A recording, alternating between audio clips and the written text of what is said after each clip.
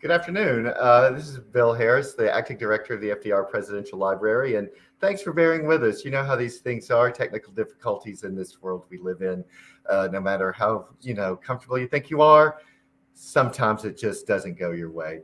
But today, I'm so happy to welcome Richard Walker of the Living New Deal program. I love what they're doing, and I just think it's fantastic. And so, what I'm going to do, since we're running a little behind, is just go ahead and say, Richard, introduce yourself, and let's get going because people want to learn about this exciting mapping project and other activities of your organization. All right. Thanks very much. I'm very sorry for the technical glitch. It had to do with Mac incompatibility with the system we're using here. All good. And so I am director of the Living New Deal. I do it as a volunteer. I'm a emeritus professor at UC Berkeley in the geography department. I was a professor here for almost 40 years. And in retirement about 10 years ago, I made Living New Deal kind of my full-time activity when I'm not writing and doing other professional work. So it's been great. It's a lot of fun. It bookends my life because my parents were New Dealers. My father's first job was with the New Deal. And the Living New Deal lets me kind of wrap that up. And I'm going to move myself a little so I don't look so sideways as I'm looking at you. Okay, I've got a PowerPoint here where you can get through part of it before we're going to have to change horses midstream because of the technical issues.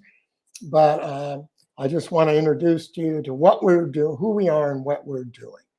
So this is an outline of what I'm going to do, and you can read it for yourself. I don't like to read off PowerPoints. So you can see, well, we can probably cut through the last section pretty quickly to keep this brief enough. All right. The Living New Deal. Oh, I see it's weird things have already happened to my title there. Okay, we have three prongs of our mission. One is the basis, the foundation is mapping all New Deal public works and artworks across the United States, which I will talk about in more detail. Educating Americans about the New Deal, because of course, Americans are not very well educated about history. We're notorious for that. And the New Deal is a long time ago now and largely forgotten. The young don't learn too much about it, don't know much about it. And even elders who think they know about it know surprisingly little, I've found, as I've done this work. And then we want to promote the New Deal, and we do promote the lessons of the New Deal for current public policy, because we think it is very much still relevant, as I'm sure many of you do too. All right, so the first thing we're doing is we have maps. This is our online map, which I will show you in more detail. It's interactive, it's on our website, and you can see there are a lot of dots there. So the second thing we do is educational outreach. We've been doing conferences, exhibits, talks and tours. We now do a lot of webinars since COVID. This is an ongoing, continuous thing. We do writing, we interview with journalists, and we try to get the word out to the public. We try to provide educational resources, which I'll speak more about later on our website and through our outreach, from everything from big conferences like the one you see there on Women in the New Deal to social media tweets and Instagrams and so forth. So we're trying to do more of that because some of us are older and don't do social media. And the policy lessons. And we might get into this in the conversation. I won't elaborate on all these points about how the New Deal saved the economy, modernized America for the 20th century, improved the lives of ordinary people in one of the worst times, and ongoing into the future after the Depression. and actually helped save American democracy at a time when democracy was very much in question in the 1930s and is again today. And in short, transformed this country. And the great lesson is we did it before. We are capable as Americans, as this country, of coming together to do something like this again. And the proof is in the history that we document and promote. And I think it's very important that history we're documenting because it's so tangible, as I'll show you. So what are we mapping? Well, that's the key thing. Public works. People know when people think about the New Deal, they often think about Social Security and labor law. That's not the main focus of our project, though we do have resources on all that. We are rather looking at the public works, which were built all over the country in profusion, but are right underfoot and people don't know, don't even see them because they're not well marked. So we're trying to do the material public works. There's about an equal number of social projects like sewing rooms and school lunch programs that the New Deal did. We can't document those very easily because it's hard to find the sites. So we're already up to our gills in material public works. So that'll have to suffice for now. And we feel like we're unearthing a lost civilization, as our founder, Gray Brecken, puts it. It's as if you saw the Mayan ruins poking out of the forest. But now that we have LIDAR, we can see whole cities under that. So people may know the Grand Coulee Dam or Hoover Dam were built by the New Deal with New Deal funding, Triborough Bridge, and so on. But there are hundreds of thousands of projects out there, from the most humble to the most magnificent, from sewer lines, telephone lines, things that you never think about or completely unmarked, but they're still there and still functioning, which is why we call our project the Living New Deal.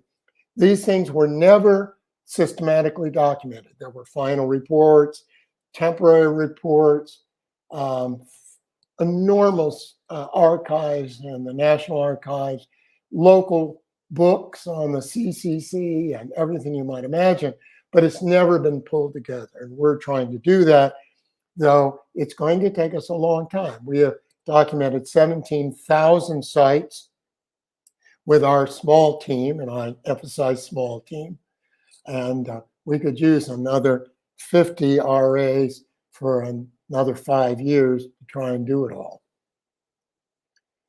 Who did the work? Well, just to remind you who the agencies were, there's a list there. There were the big funding agencies, notably the Public Works Administration. There were the relief agencies that people generally know, the CCC, the WPA, and ones they don't know, like the CWA and FARA. There are single purpose agencies. Most people have heard of TVA, but how many remember the rural electrification or soil conservation or the Grazing Act, all created by the New Deal? And then there are the old line agencies, Treasury, which have been around since the beginning of the country, did federal buildings, and of course, all those several thousand post offices and all the murals in them. And then there's things like the Corps of Engineers, the Bureau of Reclamation. And the single biggest thing that the New Deal did in terms of public works was roads, that Bureau of Public Roads, often funded by the PWA. And then the classic land agencies, National Park Service, U.S. Forest Service, and so on. And the New Deal employed upwards of 15 million people just in the relief agencies, and probably a couple million more through the line agencies. So this was all done by American workers, and mostly by unemployed workers and public servants. Where are the New Deal public works? They are everywhere.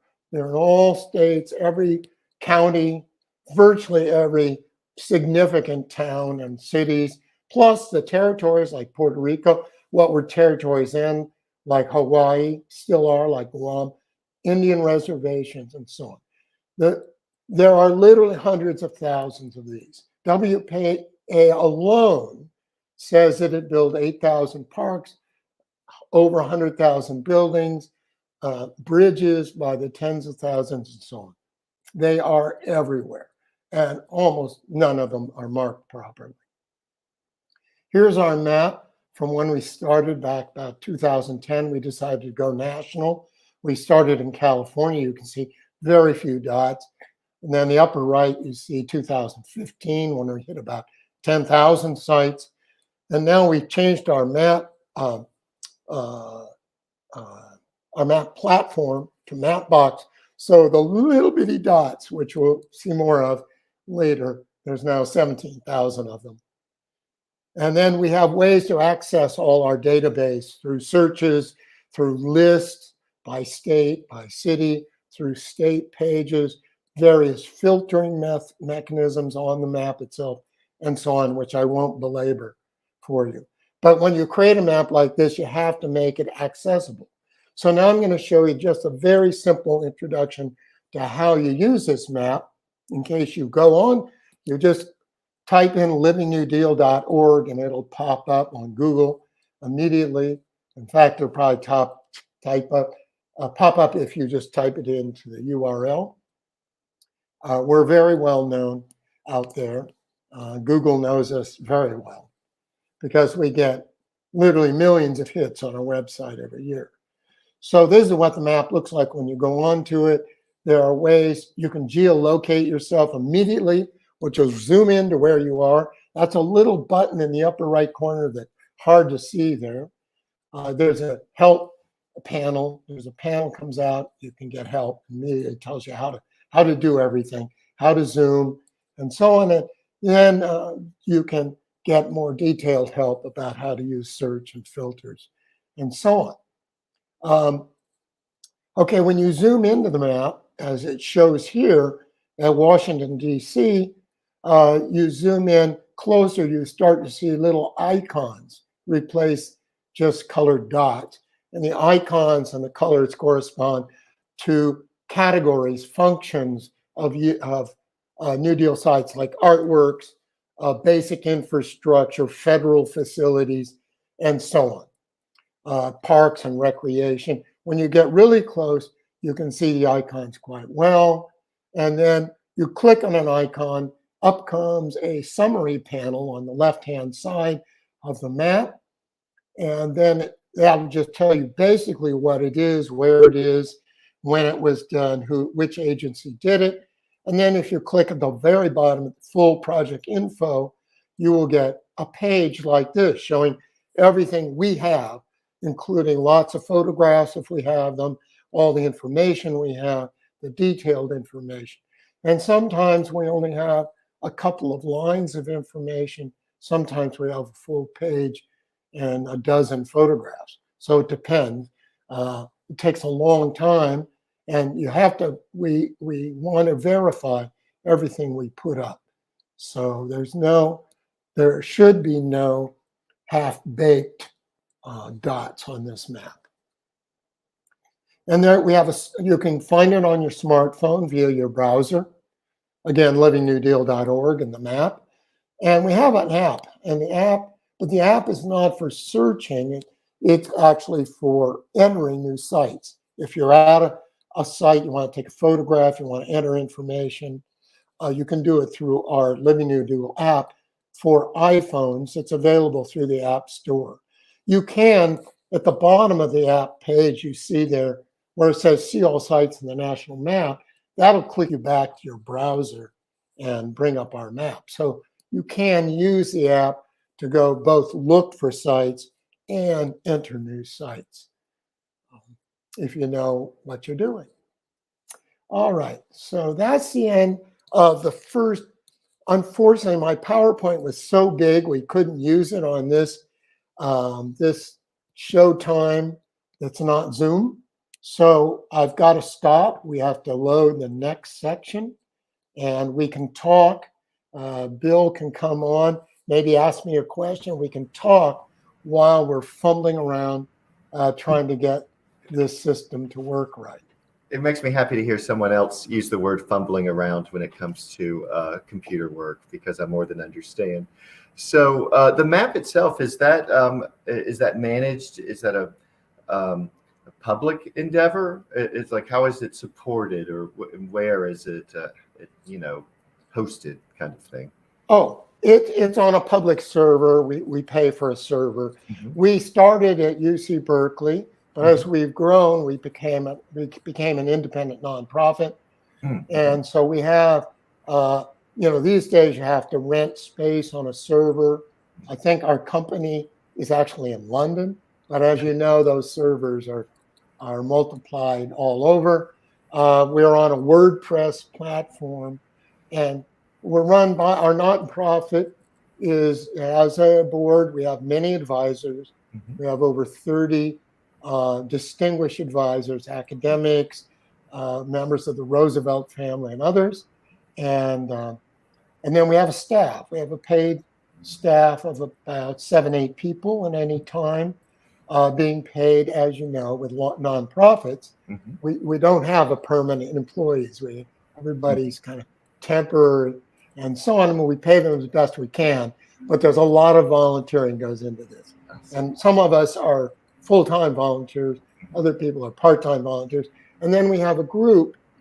We have over 50 what we call national associates around the country who have come on board to be a part of the project and to send us materials for our project, for site information and so on. And they do this on a regular basis, which is how we've built up our 17,000 documented sites. True crowdsourcing. I know the National Archives has been using that approach too over the last few years to do some work that would normally there just isn't staff time for. So that's wonderful that there are people across the country contributing. Yeah, no, people get very excited when they find out about us. I welcome anyone who wants to find out more. You can always email me at richardwalker@livingnewdeal.org or at walker@berkeley.edu. And now I need your tech guy. We've got to get rid of this portion of the talk. He's back there. Removed from studio. Okay. All right. So now we have to add. I see. Okay. I see. I blew it by not. Let's see. Your computer. I've got to enter this. I'm sorry, everyone, while we go through this. Horrible. Okay. Very good. Now it's going to upload. We hope it is uploading now. Bill, you want to ask me another question while we're waiting for this thing to upload? What's the makeup of the volunteers? You said a specific organization. Is it research? Is it graduate students? Is it academics? Just everyday citizens? Does it depend on the part of the country or that type of thing? It's everyday citizens. Mm-hmm. It's just people who are interested. There are people who were professional, work for state preservation offices, people who were professors who are retired. There are students. And there are people who just stumbled onto us who are interested in history. Maybe we're teachers, or maybe just have the history bug, the New Deal bug. Their families have members who worked in the New Deal and that sort of thing, like I did. Mm-hmm. So we managed to gather them from all over. Our little core group in the Bay Area started on campus, but even here, and even our staff are now across the country, and some of them have academic backgrounds, and many of them don't. Do you try to recruit if you see that there are areas where there isn't as much input from different parts of the country? We do, but a lot of it is people sort of showing up or writing us and saying, hey, I like your project. Could I submit some stuff? Or they see that you can submit online, and they submit something, and then we contact them and say, oh, that was great. Would you like to continue to do this in a more formal way? And then we have a volunteer director of associates. Oh, I'll be darned. What do you know? Okay, so now I will continue. And Bill, blow the whistle on me if you think we're going too long. I may not get to my example sites, I think, Okay. because of all our problem. Yeah. So Well, I'd part like to two. encourage before you go on, just people be thinking about your questions so that when we do get to that point, if you've got questions, Richard's looking forward to interacting with you. Okay. And speaking of technical glitches, I have no idea, people, why I look to be not looking directly at you. Here I am. That's better. That's better. Okay. The other thing we do, we have our online map. We also do print maps. And I wanted to bring this up because I have an audience that probably has many people from in and around New York City. And we've done print maps now of San Francisco, New York, and Washington, D.C. And our next one, we're trying to develop, if we get funding, because this is a huge effort, is for Los Angeles, which had an enormous amount of New Deal work, public works. So I'm going to just show you those. What are they? They're actually posters. Here's one I got in my hand here. Whoops, get it back here. And this thing unfolds. It unfolds again and again and again, so that you end up with a large poster size map. It's quite nice. It's elegant. And but then you fold it and you can just go in your pocket. So it can serve as a tour map. We have inset maps. You can walk around your neighborhood and see where there are New Deal public works. And then we have extensive description, and we highlight 30 to 50 key sites in each map. And these maps have a tremendous visual impact, as I'll show you in a second. And so the idea is to give people the concentrated effect in their city. Oh my God, on the New York City map, we have, I think, close to 700 sites. We have more now on the online map because we finished the New York City map back, 5 years ago now. DC map, we finished last year. It has 500 New Deal public works and artworks just in the District of Columbia. There are many more, twice that in greater DC, of course. And so it has a big impact. And then it's good because people see it's their city. They can understand, it's not just, well, it's anywhere in the country. These things are right under your feet. So the familiarity, I think, helps. And then also they can be useful to be in tourists' office, in museums, to hand out, to sell. And they can be very useful for alerting, for preservationists to use, to alert public officials. Look on this, see all these sites. See, this is an important site to preserve. Okay, so now here's the Washington, D.C. map. The front of it, you can see there's a map of the district, then there's a walking tour map around the mall with little inset pictures of key sites. There were 34 of those on this map. And then on the back, you can see there's paragraphs on each of those specific sites that are highlighted. But there's 500 dots, which are color-coded by function and so on. So you get that impact around the city, as well as some vital details on the places, with the most artworks, maybe the most elegant buildings, the most important parks, and so on. Here's the New York City map, which we did in a slightly different way. And trying to, of course, capture all of the 5 boroughs is impossible. It's so huge. But I think we have an excellent cartographer who did a brilliant job. And it has a pretty fine visual impact. Makes a great poster, I might add. I've got them on my wall, framed.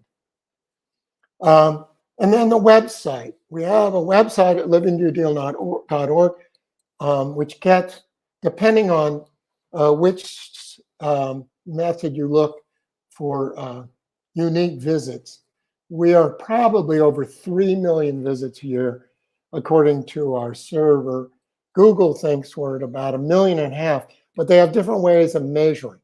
And Google misses some, the server double counts.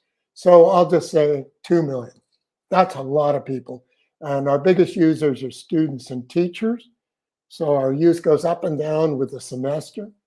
And we have enormous number, a couple dozen sections full of content with page after page after page of content about New Deal history, New Deals. And this is beyond the sitemaps. This is content and resources on the website. So this is our, meant to be where people go to find us. And it looks quite nice. And it's very user friendly, I think. And it's a clearinghouse. We've made it into kind of clearinghouse for New Deal information, which I think is really useful to people who want to learn about the New Deal. And we have everything from, I'll show you visuals to articles to the written word, but also more and more ways of getting people visually with videos. So we have a map section where you can find our print maps, where you can get to the online map, where you can see what was just added, where you can see some of our latest Instagrams, where you can go find the list of sites in your city or state and so on. Then there's news, and we have an elegant newsletter called the Fireside. Well, that was a very good comic strip. But the Fireside is a wonderful newsletter, comes out once a month, done by our communications director, Susan Ives. And we have really good articles, events, and so on, reminders about what the New Deal did. And, then you can find out what we're up to, what events are coming, and so on. Then we have resources like videos that go back to videos of Roosevelt speaking, or Harry Hopkins, or videos of us giving talks, or other well-known historians talking about the New Deal and so forth. Blog from one of our staff members runs. Films that we've put up, raw new films made by the New Deal. Some of them have been cleaned up. And then sections on New Deal programs, on New Deal and race and inclusion, books on the New Deal, teacher resources for teachers, links to other organizations like the FDR Library, and many, many more, and so on. One of the best features, and the one, before I move on, that probably gets more hits than anything else, is that we have summaries of New Deal programs. And most people think, well, oh yeah, there was the WPA and the Social Security, and let's see, the bank, maybe the FHA or the FDIC. Well, we have summaries of, I think we're up over 5 dozen programs, maybe more. The New Deal was close to 100 different laws and executive orders creating programs that affected the country. It is unbelievable. I had no idea when I started this project, and I thought I was pretty well informed about the New Deal. And then we have ways of kind of drawing people in. We take people's family stories, and put them up, things like that. And we have great photographs of like WPA and CCC workers, many of them integrated. People think it was not integrated. I could go on at length about that. The New Deal was very much included people of color, African Americans. It did not exclude them. That is a fallacy that goes around. There were some programs that were not well designed, or designed by the real estate industry to exclude working class and people of color and marginal people. But other programs like WPA, PWA were expressly inclusionary and attempted to equalize wages, equalize hiring, and so on. And we have a new design coming, so our website will be even easier to use in the future. Now, I think I've gone on long enough. So I was going to go through some sample New Deal sites, but I think our 10-minute hiatus at the beginning makes that impossible. So, Bill, if you want to go on to asking questions. Yeah, definitely. So, a sort of baseline question. And again, if anyone else has a question, just enter it in the chat and I'll be on the lookout for that. Baseline question. How do you define sort of what is a New Deal project? I mean, is it just because it received federal funding? Is it because it's directly linked to one of those, to a program that we know of? And how is that? How do you structure that? Well, that's a good question. It generally has to have funding, significant funding, or relief work on it. So, and because all New Deal projects were shared with the local governments, they had to pitch in some of the funds. Mm-hmm. And they also, usually the local governments proposed, local and state, proposed, and then the New Deal disposed. The WPA, PWA would then select the best projects that had been submitted, and those were chosen and then funded. Sometimes funded, and then the funding could vary depending on the year and depending on the state and city, because they had complicated funding formulas that are really hard to uncover. Price Fishback, one of our advisors, has done a lot of work trying to uncover that. And so, as long as there is some significant funding, and and then you can track it and you can nail it down. We don't always get the numbers by any means. That's very hard sometimes. But usually it's New Deal funding, New Deal labor, federal funding and labor, local materials. They would pay for materials.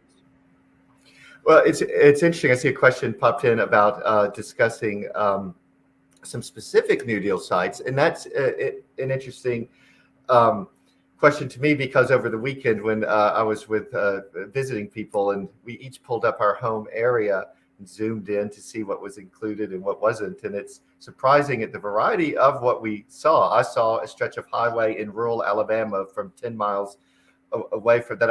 I had no earthly idea that 10 miles had been paved by a New Deal program, and others were finding other things. Can you speak to anything specific that either stands out to you or may surprise people who don't necessarily think of it as a New Deal program or a New Deal of a site?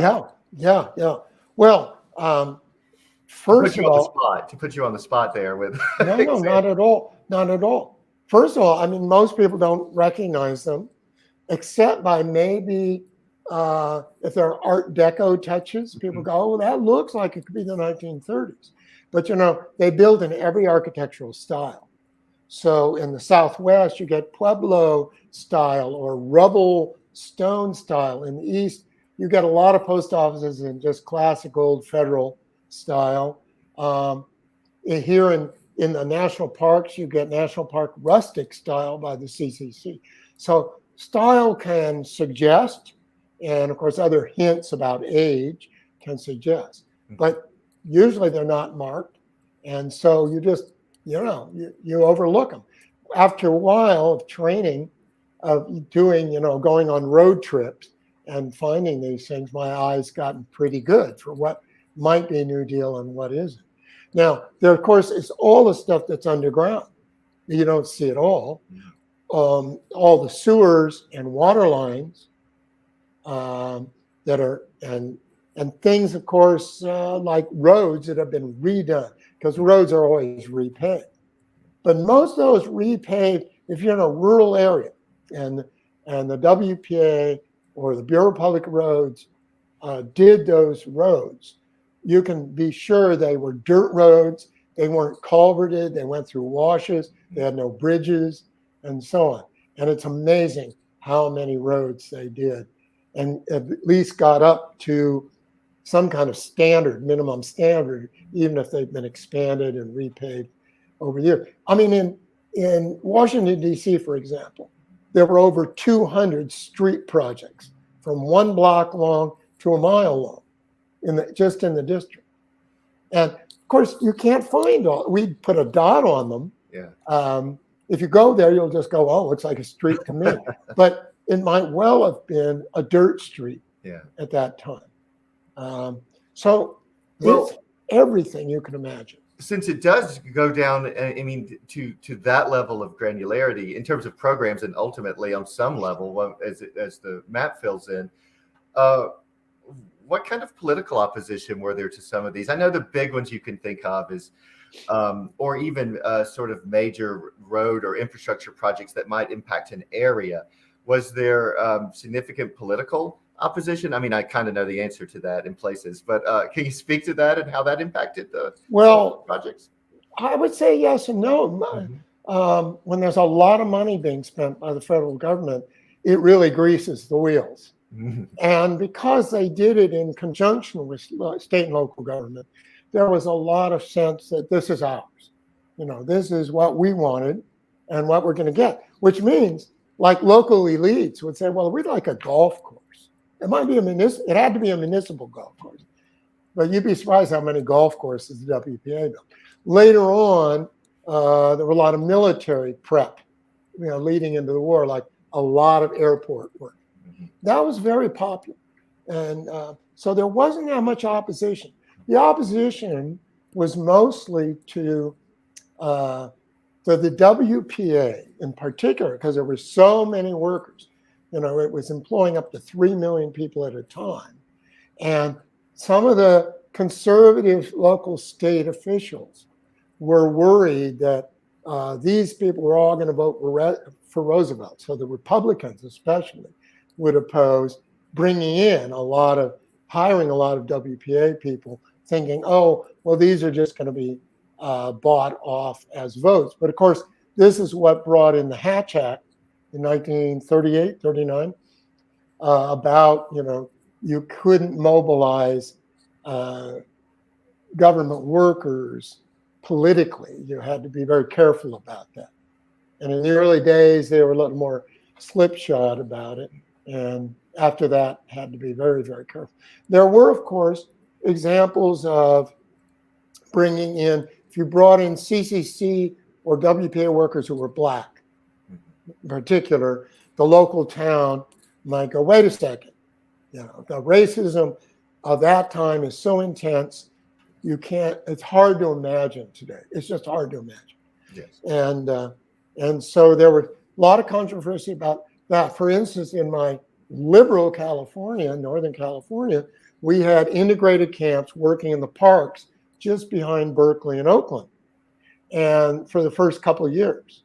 But then there was, local hoop-de-doo, and finally, CCC decided to minimize any friction by segregating camps. Now, people think that was from the beginning. It wasn't. It became official policy only in 1935. In the South, of course, it was a policy from the beginning. But in here, they were integrated camps. But suddenly the Blacks were put in another camp, and it was put on the other side of a reservoir, way off in the boonies. And that was kind of typical. That's why I think it's interesting when I think of it from a digital humanities perspective and a sort of in a demographic even approach to where the projects are located as the map fills out and as you begin to see where money was spent. It would be kind of fascinating then. Of course, it's only as good as the data, but you're checking that, but complete data, or at least enough data to have conversations around those points. I think that there's the future of that is very fascinating to me as I think about just the archival perspective as well. Yeah, I mean, I hope that our data, as it gets more expansive and there's more time and more resources to get more of the numbers in and so on, this can be used. We have given our database to, I think, 3 or 4 research teams now who are using it to try and see if there's any correlation for this and that question they're asking. But that's really, really tricky. And like I said, there are economists been working on this for years. Yeah. But I think, the main thing we're trying to do is the public awareness that when people can see a map, can see it, go on their phone, see our map and zoom in and see, you zoom in on yourself, on your location, geolocate yourself, and suddenly you see all these dots around. And that's pretty much true anywhere in the US now. And what's fascinating to me too is you zoom in and you see where there aren't dots where you know there should be. That's what fascinated all of us when we were looking over the weekend was, wait a minute, there's a bridge right there, or hold on, I know that post office was, so that, and it makes one want to fill it out so that it becomes more complete. Well, let me say something about that, because I like taking road trips. My sweetie and I do road trips and around the West, and we do a lot of New Deal hunting. And it's a fantastic kind of treasure hunt or scavenger hunt, whatever you want to call it. And so we're going to see it, and we were just down in northern Arizona, and we had about 25 dots on our map in the areas we were. I was able to more than double that. Oh, wow. And even the ones we had were inadequate. And so in terms of number of photographs I put up and the amount of information, and it was fantastic. You'd go to these little national monuments that had Native American ruins from the 13th, 14th century, and you'd realize we had hardly anything on it. And there was an extra trail, these beautiful trails done by the CCC. CCC did archaeological. So it's a lot of fun. So I encourage anyone, if you think, well, that little bridge down the road, I thought that, in your neighborhood and when you're traveling, it's so easy to find this stuff if you just have your eyes open. We, by the way, have a little guides on the website about sort of how to look for these things, what to look for, how to do a little research on New Deal sites. That's excellent, because it engages people in what seems like history. It is history, but in a way that's much more active and just a part of your everyday life or your travel experiences, which belies that terrible, horrible myth that history's not fun, when it's actually like right here around us and very much alive, living New Deal. I've got a couple more questions I could get to. Someone's asked about Eleanor Roosevelt and whether through, I guess in a way, through the map, it becomes a little more difficult. But in terms of the arts programs or other sort of infrastructure activities, maybe in planned communities and so forth, is one able to, within your site, maybe more broadly than the map, also appreciate her contributions, or how she may have worked the system, so to speak, to encourage certain projects to completion? Well, look, there are some excellent biographies of Eleanor that tell a lot of this story. But you can, if you did a search simply on Eleanor, probably just on Eleanor, let alone Eleanor Roosevelt, on our website, you'd probably come up with quite a few hits. So there are some specific things, like one of the New Deal towns, she had this sort of utopian hope for this town in West Virginia. Arthurdale, Arthurdale, right. Thank you. I was going to say Allentown. That couldn't be right. Arthurdale, and did encourage these sort of new communities, RA, FHA, or FSA programs. But mostly, her work was kind of behind the scenes with Franklin, or, through her daily column and other kind of publicity work and political campaigning. Well, and what you see in our papers within the library, actually the way in which she utilized or understood in many ways the bureaucracy and how to move, connect people and bring ideas forward within the government process, which ultimately would lead probably to some of these end results. So again, your efforts really can be a starting point to look further into a range of things and to dig deeper in a host of different areas that fill out the story. It's always always a starting point as well as an ending point. Yeah. A couple of more questions before we close, because I see that we're getting close to the top of the hour. This is a good question. I'm sorry if I don't get to your questions. I apologize. We'll get them to Richard and get some answers back to you. But I think this is interesting, just a process question as we wrap up, because if anyone is interested in wanting to contribute, I know I have this question too. What's the process that your team goes through to verify the information, to ensure that what you're collecting and putting up is accurate and reflective of what happened? Well, first of all, we vet any submission that goes through. You can submit online. There's a form, pretty simple. Some people just email us at info@Living New Deal. And we vet. We have a research manager who vets anything that comes in that way. And we're pretty experienced at spotting what might be shaky information. And then our RAs, you can do it through site visits. Sometimes that works because there's a plaque, there's a pamphlet, there's a ranger who really knows the history at the site. And then there's Google searches do work to bring up stuff. There's also National Archive. We've had several of our RAs have gone through a vast amount of material in the National Archives of our staffers, photographs and WPA cards, PWA records, and so on. Of course, there's plenty we haven't been through. And then there's a lot of publications. It's amazing. And we'd like to, one of the things I want to do is get a nice section of our website, kind of pulling together all the known sources that people could go to.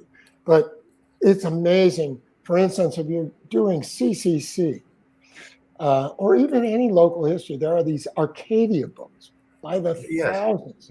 And they're really frustrating because they're just photographs with no index. But they sometimes have a fantastic photographs. I found one in Arizona, had a photograph of a bridge I just looked at and photographed. I think it's got to be New Deal. And in the photograph of that bridge, you can see in the corner the sign CWA Project F number, blah, blah, blah. And that was verification. Yeah. Well, So, this is just fantastic, and I hate to draw it to a close, but I will do it by thanking you for joining us and thanking our visitors today online for bearing with us. Just like bridges and roads had to be figured out in the New Deal, so too sometimes does technology. And I would encourage people to go to the livingnewdeal.org website. And if you're interested in submitting, I know I have to say that it's one of those things that once you begin looking, you kind of can become hooked on it. So we really encourage people, please get in touch with us, check it out, look around the website because there's a lot you don't see at first glance, and contact us if you're interested. And of course, if you got a checkbook, that always helps too. Well, I will, in my official capacity, say no comment to that. But thank you. Oh, sorry. Oh, thank you very much for being with us today, and thank you everybody for joining us as well. And we look forward to to learn more about the library and its programs. Go to www.fdrlibrary.org and our social media channels. So thanks again, Richard, and we'll see everyone again soon. Thank you, Bill.